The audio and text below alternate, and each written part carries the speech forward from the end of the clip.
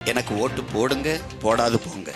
என் தங்கையை வெல்ல வைங்க, வெல்ல வைக்காது போங்க. ஆனால் உங்களை விட்டு விட்டு நாங்கள் சென்று விடுவோம் என்று மட்டும் இந்த கருப்பு விடாது கருப்பு துரத்தி கொண்டே இருக்கும். நான் உன் வீட்டு வாசலில் நிற்கிறவன் அல்ல, ஊர் எல்லையில் நிற்கிற கருப்பணயசாமி ஐயனார் போல பெரிய அருவாளை வைத்துக் கொண்டு காவல் காக்கிற பிள்ளைகள் நாங்கள். உங்களுக்கான அரசியலை உரிமையை நீங்களே போராடி பெற வேண்டும். அதுதான் அரசியல் என்பதை என் அன்பு மக்கள் புரிந்து கொள்ள வேண்டும். எப்படி உங்கள் மூச்சுக்காற்றை நீங்களே சுவாசிக்கிறீர்களோ, உங்கள் உணவை நீங்களே எடுத்து உண்கிறீர்களோ, அதுபோலவே உங்களுக்கான உரிமையை நீங்களே போராடி பெற வேண்டும். அதுதான் அரசியல். நீ அரசியல் வேண்டாம் என்று விலகி நின்றால் நீ யாரை அருவருக்கிறியோ அவனுடைய ஆட்சியின் கீழே வாழ நேரிடுங்கிறார் பிளாட்டோ.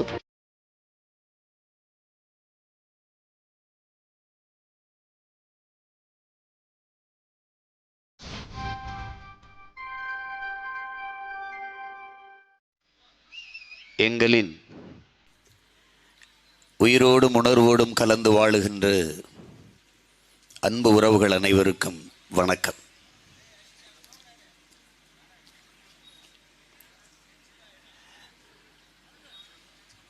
தமிழரின வரலாற்றில்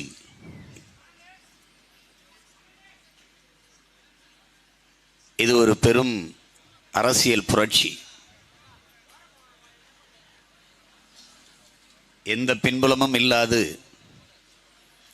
ஊடக ஆதரவோ பண வலிமையோ இல்லாது, உழைக்கும் மக்களின் அன்றாடங்காட்சிகளின் அடித்தட்டு மக்களின் வாரிசுகள் தொடர்ச்சியாக இந்த நிலத்திலே நிலவுகிற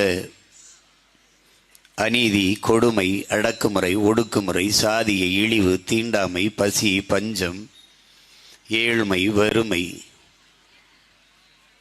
பெண்ணிய அடிமைத்தடம், பாலியல் வன்கொடுமை, மதுமத போதை, இவை எல்லாவற்றையும் ஒழித்து ஒரு தூய தேசம் படைக்க வேண்டும் என்கிற புனித கனவை சுமந்து கொண்டு ஒரு பெரும் படையை திரட்டி இந்த நிலத்திலே பல ஆண்டுகள் ஆட்சி அதிகாரத்தை செலுத்தி வந்த கட்சிகளை மிரட்டி கொண்டிருக்கிறது என்றால் இது வரலாற்றிலே பெரிய புரட்சிதான், மாற்றம்தான்.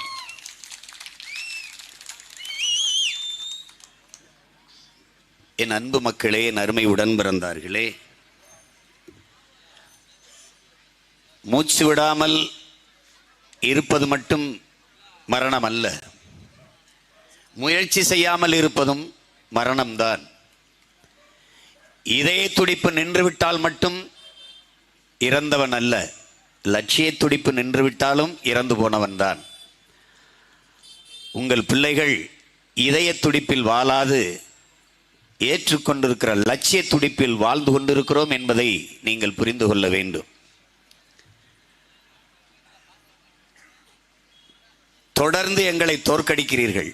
தோற்று போனது நாங்கள் அல்ல, நீங்கள் தான் என்பதை உணர்த்துவதற்குத்தான் திரும்ப திரும்ப பேசிக் கொண்டிருக்கிறோம். ஒவ்வொரு முறையும் தேர்தல் வருகிறது, அவர்கள் வெல்கிறார்கள், நாம் தோற்கிறோம்.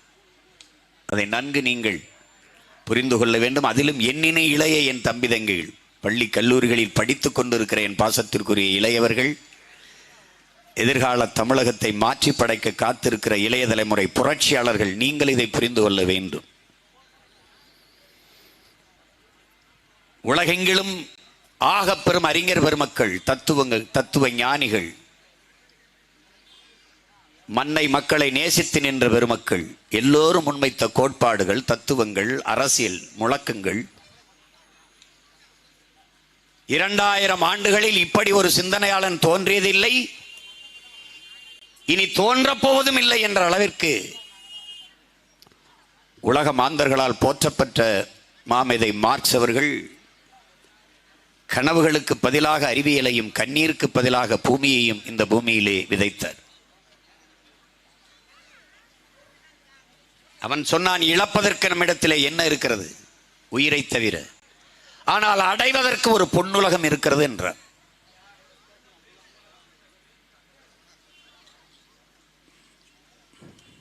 லெனின் வந்தார். உனக்கான அரசியலை நீ பேசவில்லை என்றால் நீ யாரை வெறுக்கிறியோ அவருடைய ஆட்சியிலே வாழ நேரிடுங்கிறார். இது யாருடைய வேலையோ என்று நீ எண்ணிக்கொண்டு கடந்து செல்கிறாய். என் அன்பு உடன் பிறந்தவனே, என் அருமை தங்கைகளே, என் பேரன்பு மிக்க பெற்றோர்களே, உங்களின் மூச்சு காற்றை நீங்களே சுவாசிப்பது போல உங்களுக்காக நான் சுவாசித்து நீங்கள் உயிர் வாழ முடியாது. உங்களின் உணவை நீங்களே எடுத்து உண்பது போல உங்களுக்கான உணவை நான் உண்டு உங்களுக்கு பசி ஆறாது. அதுபோல உங்களுக்கான அரசியலை உரிமையை நீங்களே போராடி பெற வேண்டும். அதுதான் அரசியல் என்பதை என் அன்பு மக்கள் புரிந்து கொள்ள வேண்டும். எப்படி உங்கள் மூச்சுக்காற்றை நீங்களே சுவாசிக்கிறீர்களோ, உங்கள் உணவை நீங்களே எடுத்து உண்கிறீர்களோ, அதுபோலவே உங்களுக்கான உரிமையை நீங்களே போராடி பெற வேண்டும். அதுதான் அரசியல். அதுதான் அரசியல்.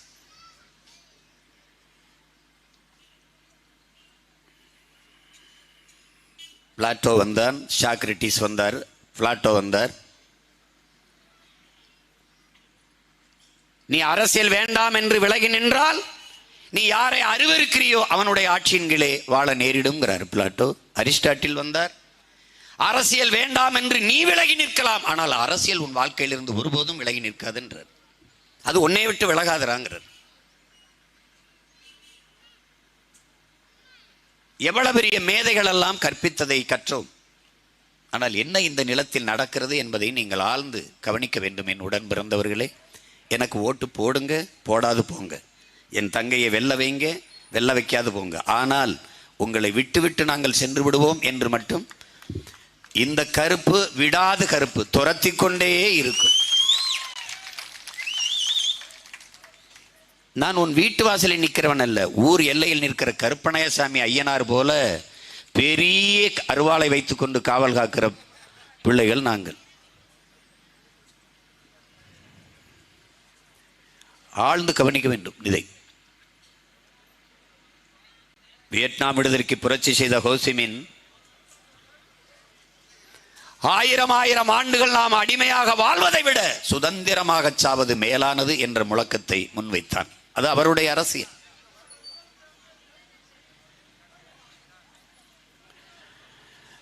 ஃபிடல் காஸ்ட்ரோ வந்தார். தடம் பார்த்து நடப்பவன் மனிதன், தடம் பதித்து நடப்பவன் மா மனிதன் தான். தொடக்கத்தில் எதையும் வீண் முயற்சி என்பார்கள், நீ வென்று விட்டால் அதையே விடாமுயற்சி என்பார்கள். விடாதேங்கிறார்.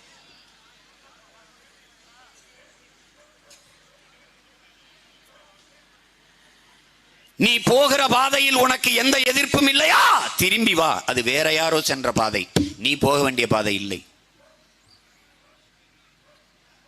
நீ போகிற பாதையில் உனக்கு அடக்குமுறை, ஒடுக்குமுறை, இடையூறுகள், தடை எல்லாம் இருக்கிறதா, அதுதான் சரியான பாதை, அதிலே போங்கிறான். அதை தான் உங்க பிள்ளையை செஞ்சுக்கிட்டு இருக்கோம். யாரு? Fidel Castro. அவனுடைய தளபதி சேகுவேரா வந்தான். உலகில் எந்த நாடு அடிமைப்பட்டு கிடக்கிறதோ அந்த நாடெல்லாம் என் தாய் நாடுன்னா.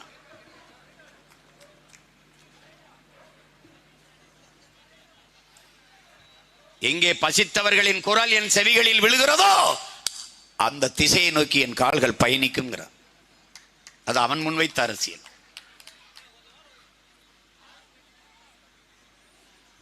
எண்ணற்ற புரட்சியாளர்கள் எவ்வளவோ கோட்பாடுகளை முன்வைத்து உரிமைகள் அந்த அடிமைப்பட்டு கிடக்கிற அந்தந்த தேசிய இனங்களின் உரிமைக்கு போராடி விடுதலை பெற்றார்கள்.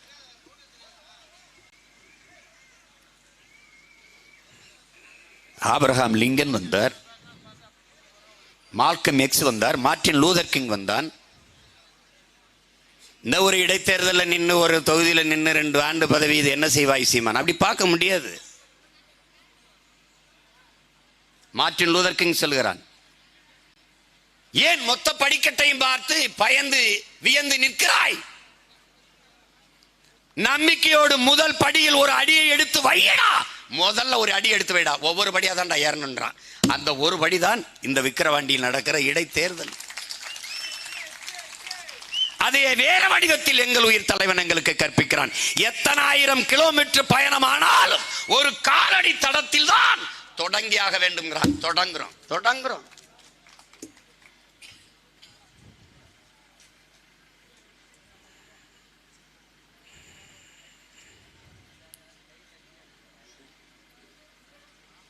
அங்கே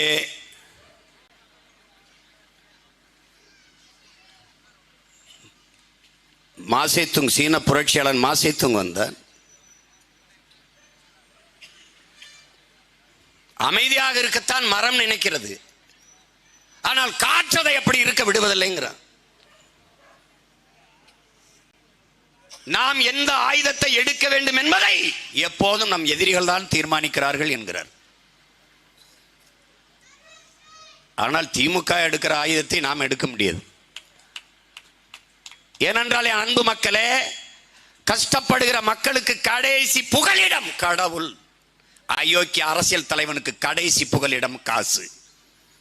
அதான் திமுக இருக்கிற கருவி, ஆயுதம். அதை நாம தூக்க முடியாது. அது கேவலம். அதுக்கு இன்னும் 10 தேர்தலோட நாங்க தோத்து போவோம்.